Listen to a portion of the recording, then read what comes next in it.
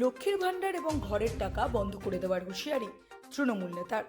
গতকাল সন্ধ্যায় দক্ষিণ চব্বিশ পরগনা জেলার ভাঙড় 2 নম্বর ব্লকের ভোগালী 2 নম্বর অঞ্চলের পূর্ব কাঠালিয়া এলাকায় তৃণমূলের কর্মী সভা থেকে লক্ষ্মীর ভাণ্ডার ও ঘরের টাকা বন্ধ হয়ে যাওয়ার হুঁশিয়ারি দিয়েছিলেন প্রাক্তন পঞ্চায়েত প্রধান তথা তৃণমূল নেতা মুদাস্সের হোসেন।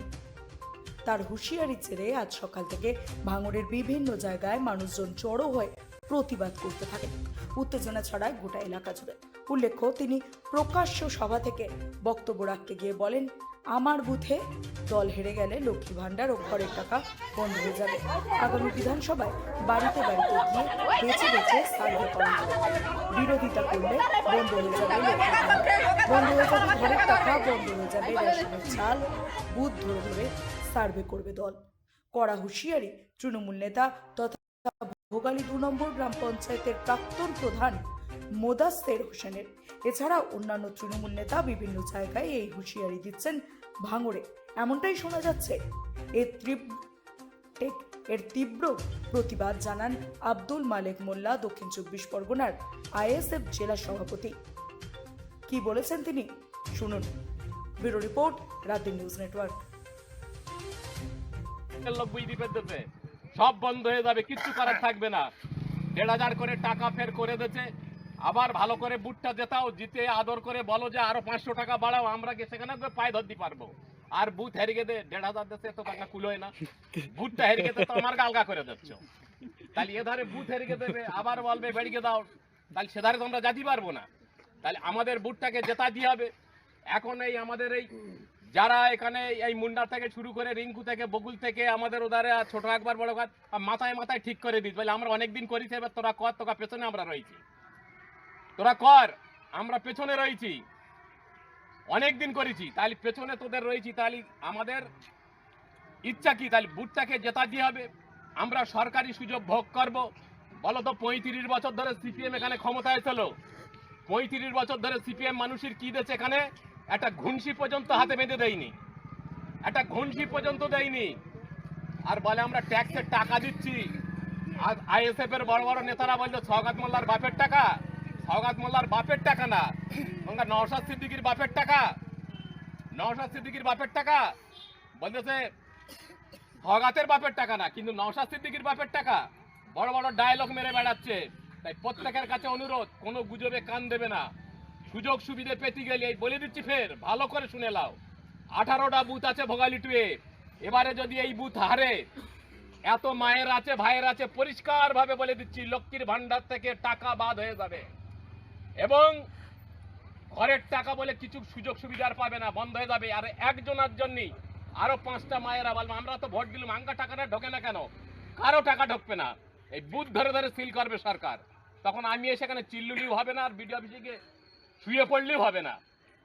তাহলে সেইভাবে আমাদের প্রস্তুতি নিলে এখন থেকে যারা আইএসএফ করে, নওশাদ সিদ্দিকী একটা বিধানসভা জিতে তার গা আবদারে কথাবার্তা শুনলি না, মনে হয় যেন এদেশ থেকে অন্য দেশে চলে যায়। এমন ভেবে আবদার কথা বলে, মনে হয় যেন ওরা মুখ্যমন্ত্রী হয়ে গেছে। এমন ভেবে কথা বলে। একটা বিধানসভা যেখানে তোমার এই বিধানসভা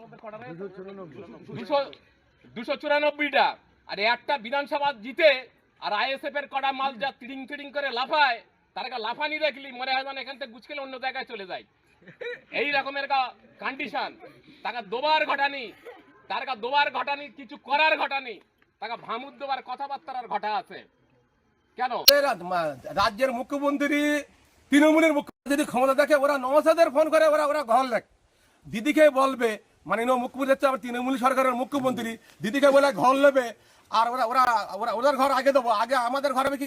আমরা এখানে ক্ষমতায়, আমাদের পঞ্চায়েত ক্ষমতায়, আমাদের মাঝে রাজ্য, আমাদের জেলা, আমাদের পঞ্চায়েত সমিতি, আমাদের, আমরা ঠিক করবো কাদের ঘর ঠিক আগে দেবো। আইএসএফ এর আমরা ঘর দেবো না, আইএসএফ যারা করবে তাদের ঘর হবেই না।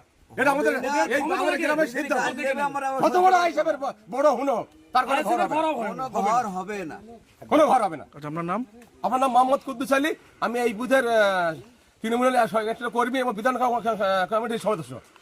প্রকৃতপক্ষে উনি যেভাবে করতে চাইছেন, যে ঘরের সার্ভে, পাশাপাশি গ্রামবাসী সবাই বসবাস করে, খালি তৃণমূল যারা করে তাদের ঘরটা সার্ভে করে উনি সরকারি আওতায় যে ঘর আছে সেই ঘর তাদেরকে পাইয়ে দেবেন, আর বাকি সাধারণ মানুষ যাদের ঘরের লিস্টে নাম আছে, যাদের প্রাপ্য আছে, তারা সামনে দাঁড়িয়ে দাঁড়িয়ে দেখবে, এটা তো হবে না। প্রতিবাদ নিশ্চয়ই হবে। এবং উনি ইচ্ছাকৃতভাবে ভাঙড়ের মধ্যে, সাধারণ মানুষের মধ্যে ভাঙড়ে এই ধরনের গণ্ডগোল তৈরি করার জন্য এই ধরনের অপপ্রয়াস তিনি চালাচ্ছেন।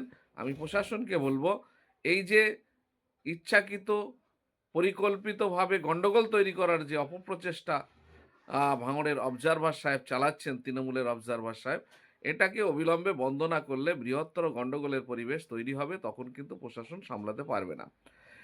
একটা গ্রামে যদি 100 জনের নামে ঘর আসে, 10 জন তৃণমূল তারা পাবে, আর 90 জন সাধারণ মানুষ তারা পাবে না, এটা কোনোদিন মেনে নেবে না। বৃহত্তর আন্দোলনের পরিণত হবে, প্রয়োজনে বিডিও অফিস ঘেরাও করবে এই মানুষ, তখন আপনারা রাস্তা পাবেন না। সেই কারণে বলবো, উনি যত সহজে জিনিসটা বলে দিয়ে গেলেন, অত সহজ ব্যাপার নয়। সাধারণ মানুষ এখন তার চোখ কান খোলা এবং সে সব কিছু বুঝতে পারছে এই সরকার প্রকৃতপক্ষে কী করতে চাইছে। এই সরকারের যে অপকর্ম সেগুলো সাধারণ মানুষ অলরেডি জেনে গেছে। তার মানে গোরস্থান চলে যাচ্ছে, তার ভোটার লিস্ট থেকে নাম চলে যাচ্ছে, আর এখানে উনি আবার সেই গোদের ওপরে বিষ পড়া, নতুন করে আবার একটা ঝামেলা পাকানোর চেষ্টা করছে গ্রামে গ্রামে। সার্ভে যারা করতে যাবে তারাই তো বিপদে পড়বে শেষের বেলা, সাধারণ মানুষ কি ছেড়ে দেবে? সেই কারণে বলবো, এই ধরনের অপকর্ম বন্ধ করুন। প্রশাসনকে বলবো, এই যে সমাজে মানে প্ররোচনা দেওয়ার যে কাজ চলছে, এই কাজ অবিলম্বে যাতে বন্ধ হয় তার জন্য ব্যবস্থা গ্রহণ করুক।